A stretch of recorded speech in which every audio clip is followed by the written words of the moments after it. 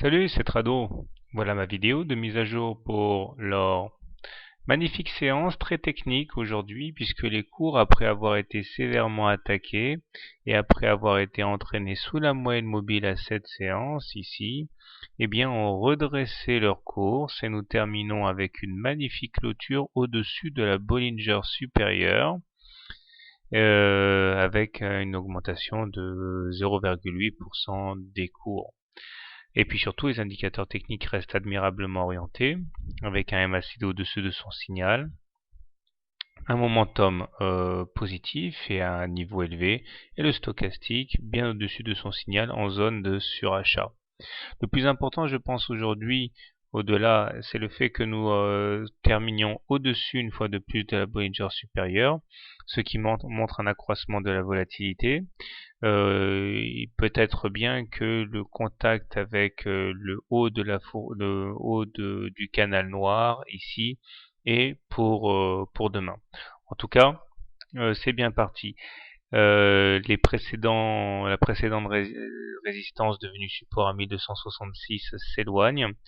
Et maintenant que nous sommes clairement passés de l'autre côté du miroir, de l'autre côté de la médiane, on peut espérer eh bien parcourir et faire une nouvelle rotation à l'intérieur de la partie haute de la fourchette d'Andrews, c'est-à-dire à terme aller chercher les 1350. Bon, évidemment, hein, c'est pas pour demain, ni pour après-demain, ni pour la semaine prochaine sans doute, mais en tout cas c'est un objectif qui semble théoriquement possible, hein, du fait que nous ayons terminé une fois de plus au-dessus de la médiane. Alors comment trader l'or demain? Si vous êtes haussier, différentes solutions. La solution agressive, c'est d'acheter sur réintégration des Bollinger, mettre un stop loss en cas de clôture sous la Bollinger supérieure. Objectif dynamique, hein, une clôture au-dessus de la Bollinger supérieure comme aujourd'hui.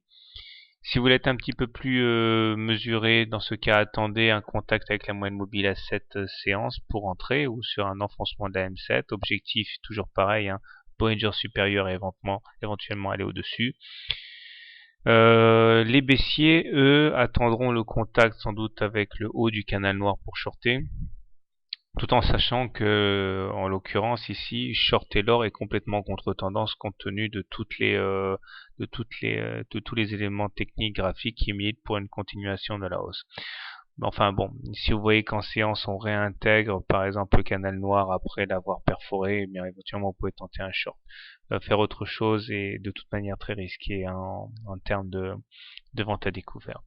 Voilà, donc ah oui, j'ai oublié, hein, nous avons toujours une divergence ici sur le stochastique, mais qui ne veut pas dire grand-chose étant donné que nous sommes en saturation au niveau de la zone de surachat.